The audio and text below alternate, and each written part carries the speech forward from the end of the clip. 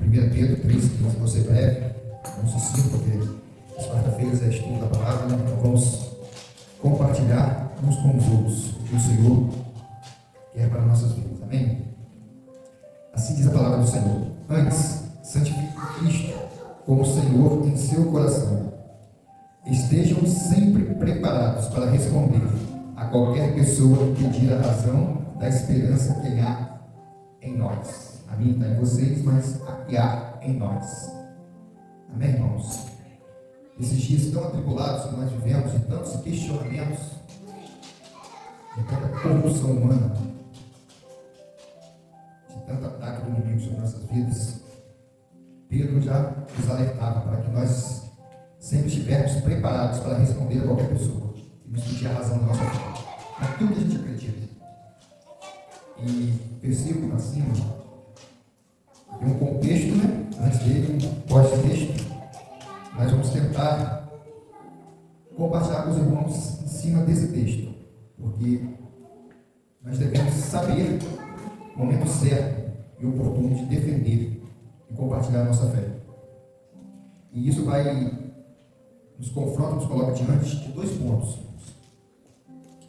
santificar a Cristo e dar razão à nossa esperança. E o santificar a Cristo é nós reconhecermos a soberania de Deus, a soberania do Senhor, a soberania de Jesus sobre nossas vidas. Ele é Senhor absoluto de tudo. Nunca foi sobre nós, irmãos. É tudo sobre Ele. E nós estamos em um mundo, em um convívio, e é sempre algo sobre nós mesmos. Nunca sobre aquele que nos deu a vida, que nos entregou por nós. A ânsia de estarmos em evidência, de aparecermos, de estarmos na frente de tudo, para que as pessoas o reconheçam, é tanta que nós esquecemos daquilo que Jesus fez por nós. Ontem, só como um exemplo, ontem eu fui no setor de limpeza da empresa, onde limpa os ônibus, falar com o responsável do setor. Cheguei lá, ele estava sentado à mesa, eu me sentei na cadeira um pouco mais distante e tinha uma das colaboradoras dele sentada próximo a ele, né? Eu perguntei a ela, aconteceu alguma coisa, você ter chegado atrasada hoje? Aí ela falou assim para mim: não, porque eu fui no psicólogo. Eu perguntei: você vai no psicólogo? Eu estou, porque a pressão sobre a vida da gente é muito grande. É tudo em cima de mim, tudo é sobre mim. Eu não consigo falar com a minha mãe, não consigo conversar com a minha mãe. Aí é onde entra esse versículo, para a gente estar preparado para responder. Aí eu falei com ela assim: mas, Karina, quando você voltou para a igreja, você disse que voltou para a igreja, você tem que ficar atenta, porque o inimigo usa das pessoas mais próximas de você para te atacar. Na maioria das vezes você vai ouvir uma palavra de conforto daquele que você menos esperava. Aí veio que Natália comentou comigo no final de semana, que ela viu uma reportagem em algum lugar, porque ela falou que estava indo psicólogo, né? Natália havia comentado uns dias antes que os psicólogos estão entrando em depressão. Aí eu comentei isso com ela: aquelas pessoas que estudam, que estudaram, que deveriam te ajudar, a gente não sabe a vida delas, talvez elas sejam pior que você. Aí eu falei assim mesmo para ela: só tem um que pode te ajudar, é aquele que está no cima. Ele fala isso em Mateus. Aí eu falei o texto para ela, eu abri no celular e falei o texto para ela. Ele fala isso lá em Mateus 11, 28. Vinde a mim todos que estáis cansados e oprimidos, e eu vos aliviarei. Porque o meu fardo é leve, o meu jugo é suave. Então, eu falei isso para ela: se você está carregando essa carga, que o Senhor permite, porque sabe que você consegue carregar. Porque se fosse outra pessoa, teria resistido.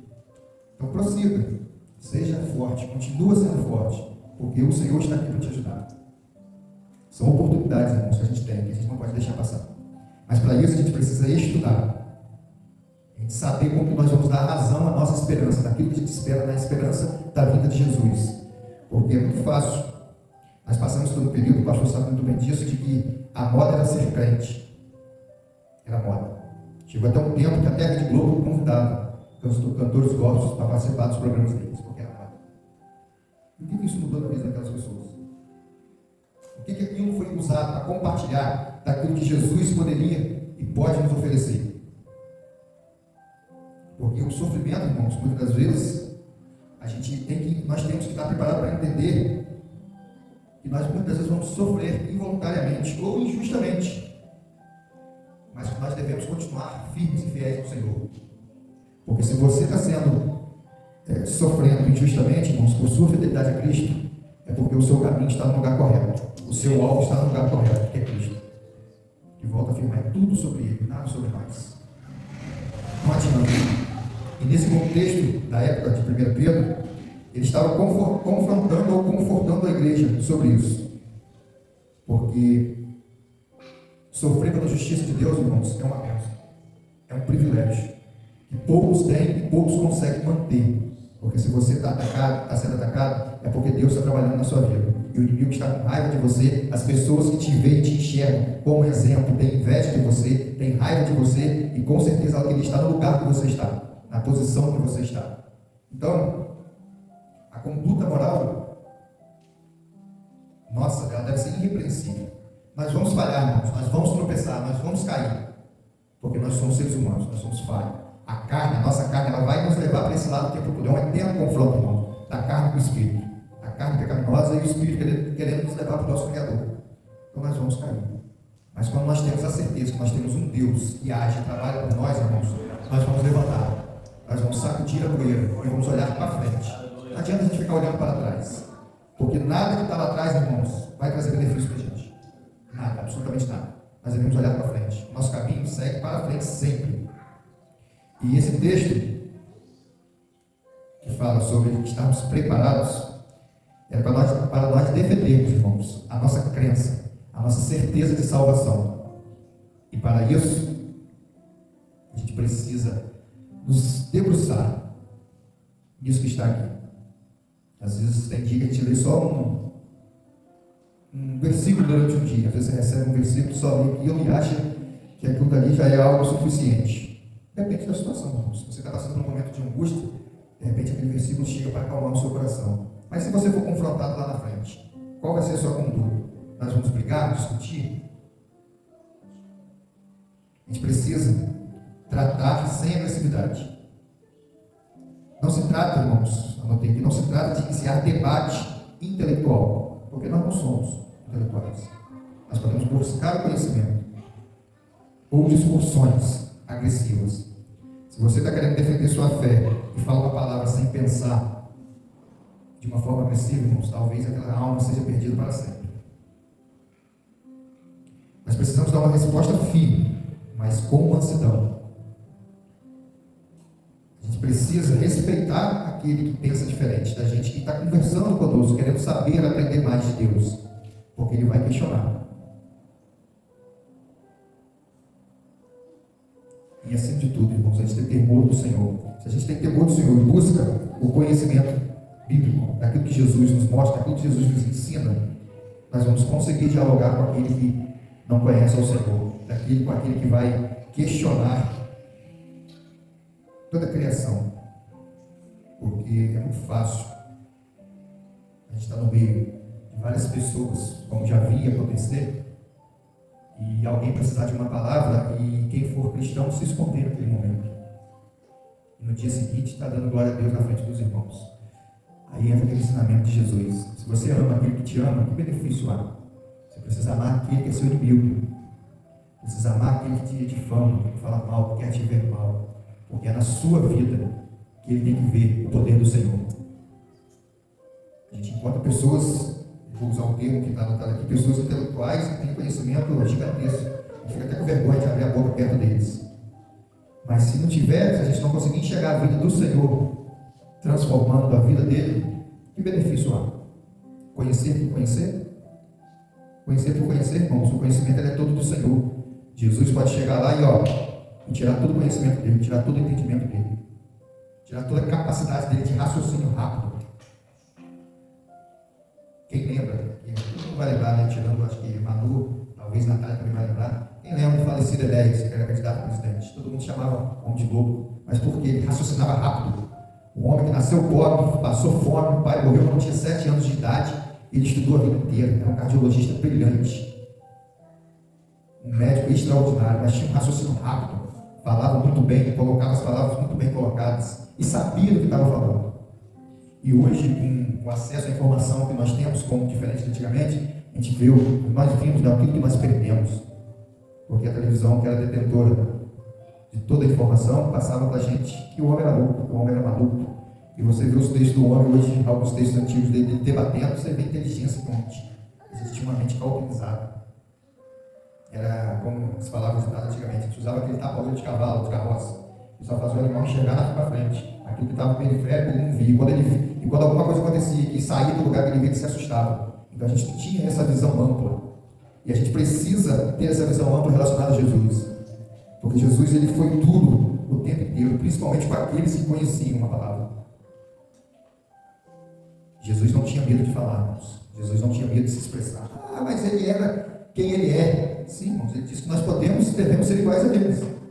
E por que nós temos medo de falar? Por que nós temos medo de argumentar? Não é nem debater, mas argumentar. Porque no versículo, eu li o versículo 15, mas no versículo 14, diz e afirma que era para a gente não temer as ameaças dos perseguidores. Aí no versículo 15, com um antídoto para o medo, em vez de temer os homens, o cristão deve temer, respeitar e santificar Cristo como Senhor no coração. Onde vai entrar o nosso entendimento e a nossa certeza e confiança de a gente compartilhar aquela esperança da nossa fé, aquilo que a gente espera, aquilo que a gente almeja e que nós vamos alcançar. Porque não adianta a gente querer tudo aqui.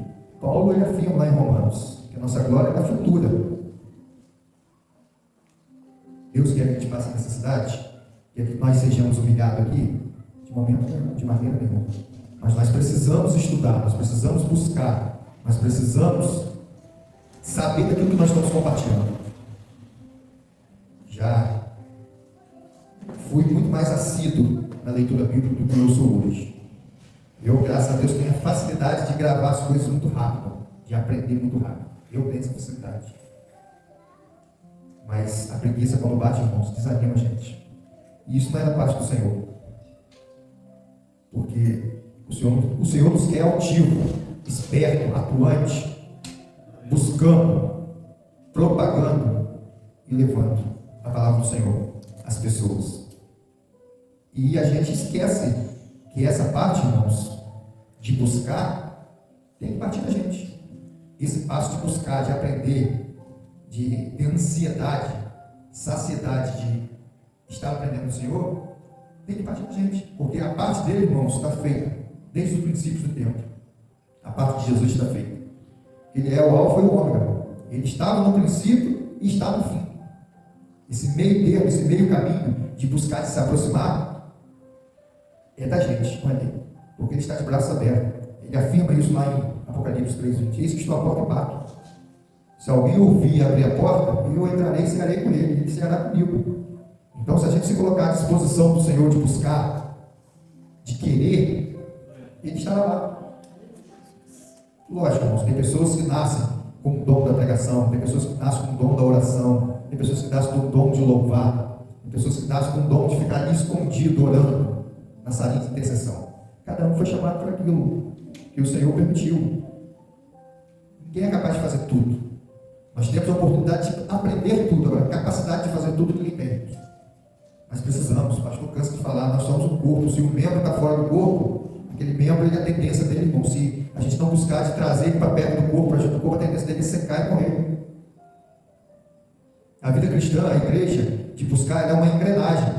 Se um dente da engrenagem quebra, a engrenagem já começa a mascar, já começa a perder força, a perder rotação, a não funcionar conforme deveria. E isso parte da gente mesmo. Porque se a gente ouve uma palavra que não nos agrada, a gente já quer falar mal do irmão, a gente já quer sair da igreja, mudar de igreja, e não vou para aquele lado, parece que o pastor estava falando comigo, parece que o irmão Elan só olhava para mim. E, irmãos, graças a Deus por isso. E se você acha que uma palavra está sendo direcionada a você, porque alguma coisa da sua vida tem que mudar.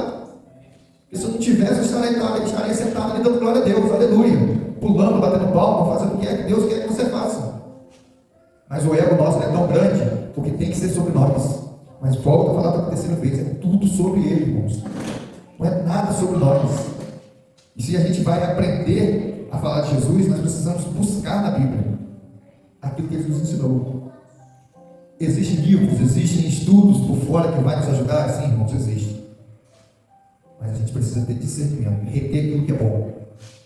Porque o maior ensino está aqui. Tudo que a gente precisa está aqui. Tudo que está aqui, irmãos, foi feito para o contexto daquela época que foi escrito pelos autores. Mas se a gente parar para pensar, tem alguma diferença da época para hoje? A diferença é que o mundo evoluiu, nós temos mais conhecimento, mais acesso à informação muito mais rápido. Mas aquilo que acontece hoje é diferente daquilo que acontece naquela época. Naquela época era mais difícil até descobrir, porque não tinha ninguém com o celular filmando, não tinha uma câmera na rua te vendo. Então você fazia e até alguém descobria, e às vezes nem descobria, porque não tinha ninguém vendo. Hoje é ainda mais fácil descobrir que tem alguém vendo. Hoje tem um celular em qualquer lugar te filmando. Lá na rua de casa mesmo, a gente entra na rua ali perto do vizinho, quando a gente chega, se aproxima da casa dele, a luz forte na cara da gente, a câmera lá filmando. É só a gente se aproximar que ela ativa. Então na época disso aqui, irmãos, era muito mais difícil. E as pessoas tinham muito mais vontade de aprender, de buscar, de se aproximar. Qual a dificuldade que nós estamos tendo de aprender do Senhor? O que falta para a gente buscar? E posso estar fazendo essa pergunta para os irmãos, mas isso é no íntimo de cada um. Como diz o ditado, cada um sabe onde o calo está doendo. É tudo sobre ele, irmãos, mas o passo tem que ser nosso. Nós temos que entender aonde está machucando, aonde a gente precisa mudar, aonde a gente precisa buscar. Se você tiver uma conversa com alguém que está buscando aprender do Senhor e ele te fazer uma pergunta que você não souber, irmãos, não tenha vergonha. Fala que não sabe, mas que você vai buscar a resposta para aquilo. Mas mantém e mostre firmeza na sua resposta. Mantém firmeza e mostra para a pessoa que você vai ajudar ela, mesmo você não sabendo sobre o assunto naquele momento. Para você manter a curiosidade da pessoa e a vontade dela aprender daquilo e querer saber daquilo que você não soube responder. Porque nesse texto de 1 Pedro 3,15, basicamente se resume em 3 ordens claras. Colocar Cristo no controle total do nosso coração, porque nós vamos ter direcionamento. Vamos ouvir muitos não, porque Ele sabe muito mais que nós. Os pensamentos do Senhor são mais altos do que os nossos. Então, com certeza, se Ele está te falando não, escute o não, recolhe o seu banquinho e saia de mansinho e aceite, porque se Ele está te falando não, porque ali na frente tem algo 10 vezes maior, 1000 vezes maior daquilo que você almejava aqui e Ele não te permitiu. Nós temos a prontidão de estar sempre preparados para explicar por que nós temos a fé, essa fé que nos move, essa fé que nos faz acreditar que tudo vai mudar, está ruim agora, mas é um aprendizado. Nós estamos passando por isso, porque Deus permite nós passarmos por isso, porque nós temos a capacidade de suportar, mas nós temos a clareza de explicar isso na face da Bíblia. E ter postura, responder com firmeza, mas a gente ter total mansidão e respeito pela pessoa que está perguntando. Porque se a gente alterar a voz, tudo está perdido. A maioria das vezes, irmãos, a gente perde uma alma pelo nosso jeito de falar. Não é nem pelo jeito de explicar, porque às vezes até a pessoa entende que você não vai saber te explicar, mas o jeito de falar e de cobrar não é nossa função, irmãos, cobrar do próximo. Nossa função é ensinar e mostrar com clareza, com a Bíblia na mão, aquilo que Jesus pode fazer na minha vida, que já fez, e fazer na vida dele, se ele crer e aceitar Jesus como Salvador. Agora, o trabalho no coração, irmãos, é do Espírito Santo. Jesus deixou o Espírito Santo para isso. A ordem que Jesus nos deu foi andar e propagar o Evangelho sobre toda a face da terra. Essa é a nossa parte. Mas, o pastor contou uma história rápida aqui. Ele sabe que a gente estava fazendo a parte elétrica aqui. Não adianta nada, está dando glória a Deus aqui na igreja e amanhã o pastor tem que buscar você no bar. Bíblia. Não adianta nada. Lembra, pastor, que falou sobre isso? Que a pessoa falou que apenas com isso aqui, o pastor teve que ir lá buscar a pessoa no bar dele. Depois.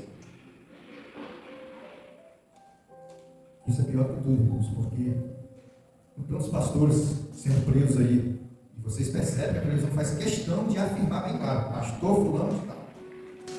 Tem tantos pastores sendo presos por corrupção, se envolvendo com aquilo que eles não deveriam, porque no domingo passado, no domingo retrasado, a missionária Gabriela falou aqui, ela ouviu o pastor assim, que a nossa função é trazer até aqui. A nossa gratidão é trazer até aqui. Daqui para cá, a responsabilidade não é nossa, mas a responsabilidade é da administração da igreja. Não posso nem falar que é do pastor. A responsabilidade é da administração da igreja. Não adianta, irmãos, se alguém está fazendo alguma coisa errada, eu não estou vendo, mas Deus está vendo, irmãos. Deus está vendo. Não há nenhum lugar no universo que a mão do Senhor não te alcance. Não há nenhum lugar no universo que a mão do Senhor não te alcance. Não adianta. Pode estar enganando a mim, o pastor, o Elan, aos irmãos, a igreja inteira. Mas vai ter um momento que a mão do Senhor vai lá e encosta nele. E quando a justiça divina chega sobre a sua vida, irmãos, você tem que ter carcaça. Porque a justiça do Senhor, ela é fogo consumidor. E se o Senhor coloca a justiça sobre a sua vida, a justiça será feita. Ninguém pode impedir. Então, irmãos, para quê? Nós temos um conhecimento absurdo, chegar lá, como eu já vi em vídeos de pessoas que se dizem ateus, mas conhecer isso aqui melhor que a gente, mas na hora são um vazio tão grande. Houve uma vez um ateu pastor falando assim, o pastor falou para eles: você é uma pessoa culta, você elogiou de todas as formas, considerado uma pessoa respeitosa, e ele foi mesmo no debate, em momento algum desmereceu a fé. Aí o pastor falou assim: eu também me considero tudo isso que eu falei para você, eu me considero tudo isso, mas existe uma diferença entre nós dois. Se você estiver certo que Deus não existe, tudo acaba aqui.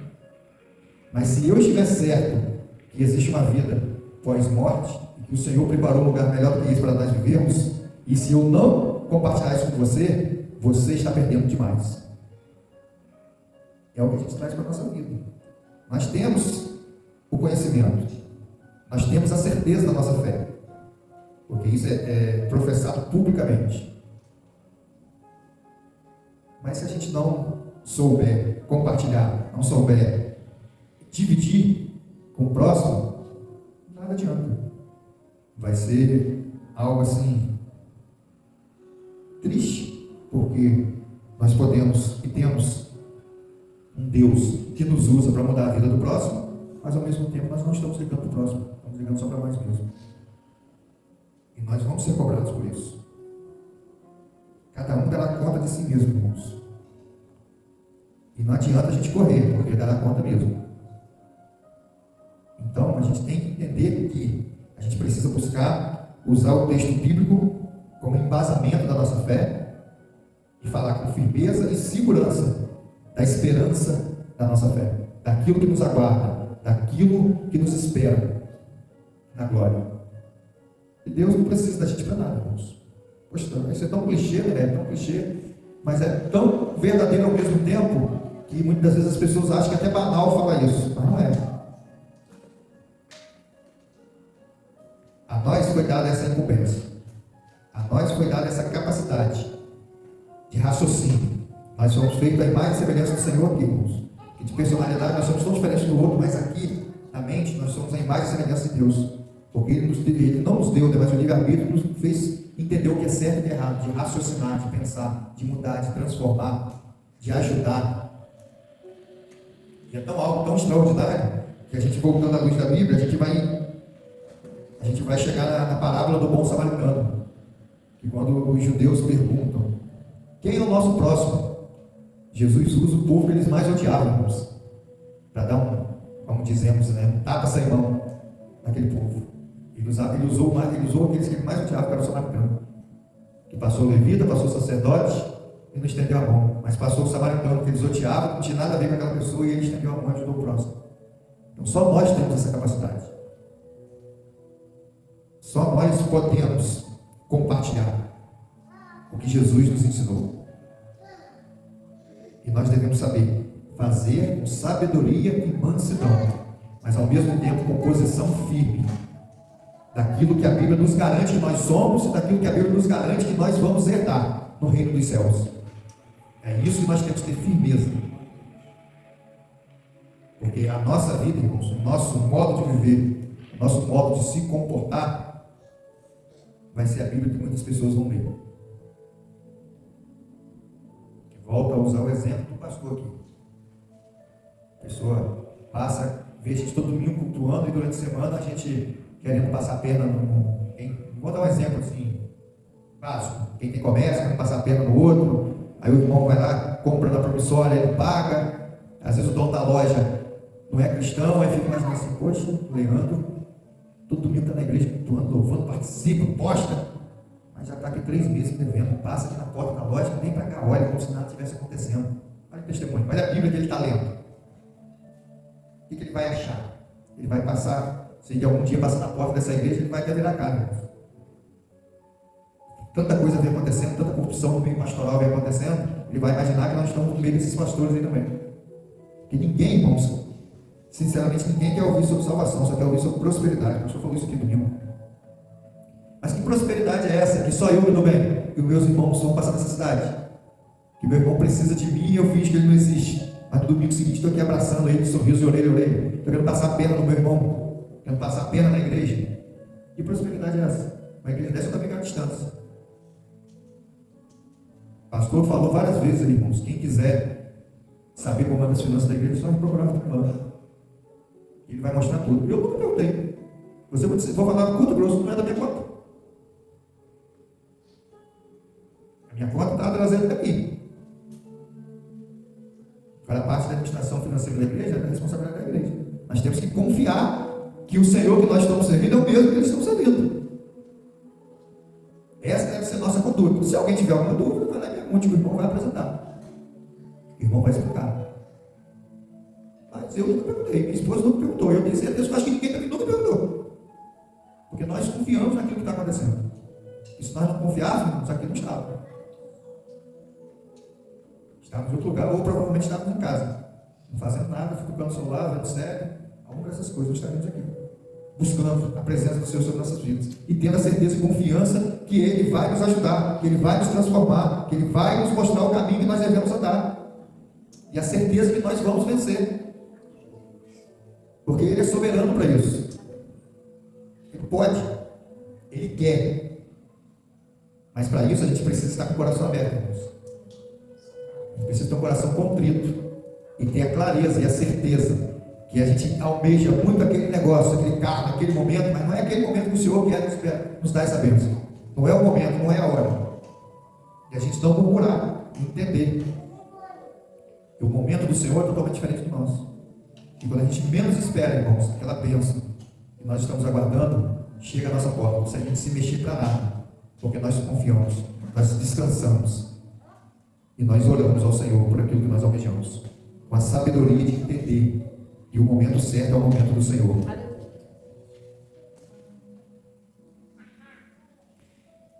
Então, irmãos, para a gente finalizar, nós lemos 1 Pedro 3,15. Mas para ficar ainda mais claro, nós vamos fazer uma correlação, para entender a lógica de Pedro nesse texto, qual o contexto daquela época, que também se aplica aos nossos dias de hoje, principalmente hoje, com tanto ataque que nós estamos tendo. O versículo 13 diz assim: quem há de maltratá-los, se vocês forem zelosos em fazer o bem? Quem há de nos maltratar? Pastor Alexandre deve lembrar que o pastor foi nascido criado aqui antigamente o povo era muito bom de ajudar. Às vezes você estava fazendo obra, qualquer igreja, irmãos, batista, que antigamente só tinha batista e católica aqui, né? Na época eu era criança, Alexandre também. Então qualquer obra batista ou católica estava sendo feita, irmãos, vamos falar o português claro, chegava junto, você nem sabia de quem era. O depósito falou assim: mandaram entregar aqui. E por que está diferente hoje? Porque as pessoas estão mais receosas hoje em ajudar, em contribuir com a obra. Então, se a gente faz o bem, se nós formos zelosos em fazer o bem, quem há de nos maltratar? É aquilo que eu dizia do exemplo aqui do irmão Ivan.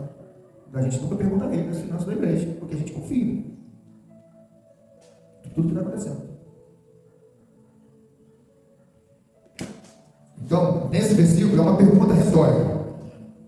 Se você está fazendo bem, irmãos, você está sendo protegido de qualquer problema.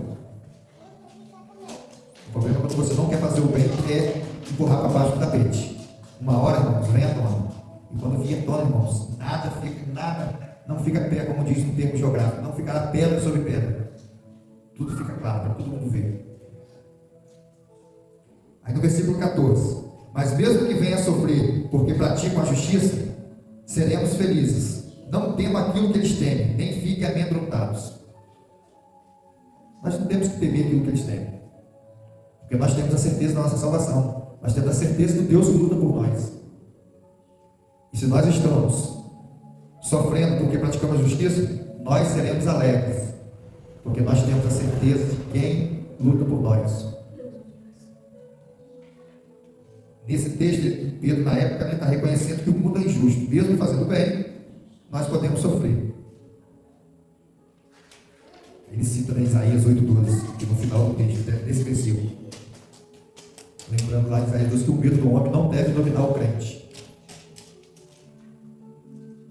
O medo que nós sentimos, porque que é da natureza humana, nós devemos controlá-lo para que ele não nos domine. Aí lendo o versículo 15, né? Nós já lemos, falando sobre nós estarmos preparados, santificar o Senhor, estarmos preparados para provar aquilo que nós esperançamos na nossa fé. E no 16, contudo, faça isso com mansidão e respeito, conversando com boa consciência, de modo que aqueles que falam maliciosamente contra o bom procedimento de vocês em Cristo fiquem envergonhados de suas calúnias. Não basta a gente falar a verdade, a atitude nossa importa. Muitas vezes a nossa atitude vai ter mais impacto do que aquilo que nós falamos. A gente precisa ter essa certeza. Que o nosso bom comportamento vai desarmar os nossos críticos. E vai chegar um momento que os nossos críticos vão tentar achar alguma brecha na nossa vida, assim como Satanás tentou achar na vida de Jó, e não vai encontrar. E ele vai correr e vai desistir. Jesus será justificado através de nossas vidas. E no versículo 17: é melhor sofrer por fazer o bem, se for da vontade de Deus, do que fazer o mal. O sofrimento só tem valor espiritual se for por causa da justiça, e não cometidos por nós mesmos. Foi aquilo que eu já citei. Se nós estamos sofrendo, está fazendo a vontade de Deus, sejamos alegres, porque nós estamos sendo vistos. E Jesus quer nos ver o tempo inteiro, irmãos. Ele quer segurar nossa mão o tempo inteiro. Só depende da gente, irmãos, estar consciente e ter a certeza que Ele está segurando nossa mão. Se você tem a certeza que Ele está segurando nossa mão, irmão, nós entramos em qualquer lugar. Aí vai nos arremeter lá em Salmo 23. Ainda que eu ando pelo vale da sombra da morte, não temerei mal algum. O teu cajado é comigo. A mão do Senhor está me segurando. Então nós podemos andar sobre as águas. Pedro, quando manteve os olhos fixos no Senhor, ele andou sobre as águas, caminhou em direção ao Senhor. Mas quando ele teve um mínimo de medo, ele começou a afundar. É assim a nossa vida. Se nós estamos olhando fixamente para Jesus, nada nos impede, irmãos. Nenhum obstáculo é intransponível.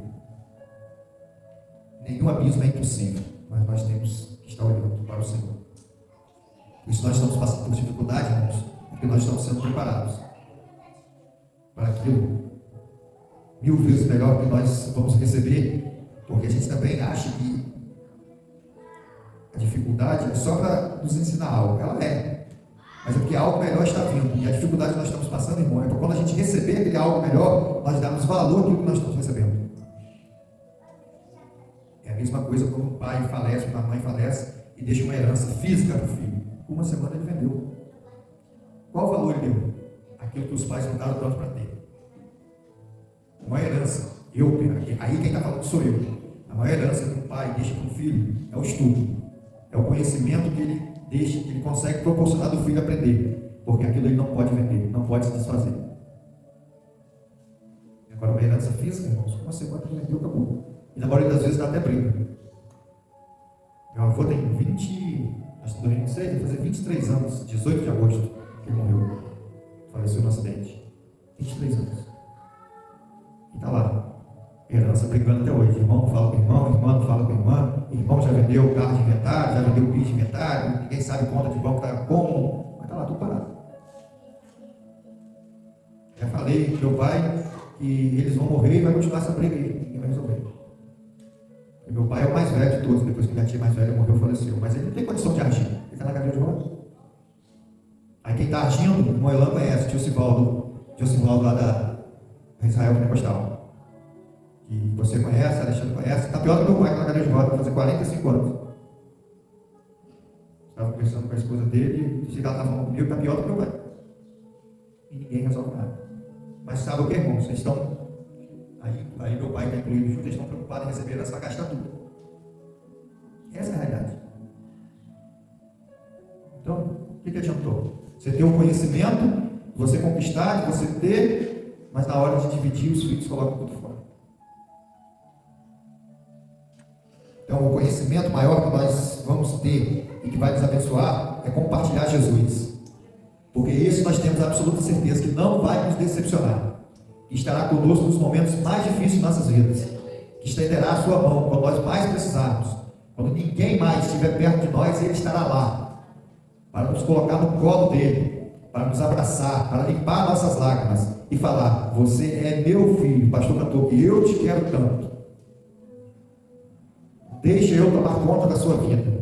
E nós vamos ter a certeza, e nós vamos realmente entender e praticar o que é o verdadeiro amor. É aquilo que Jesus fez por nós.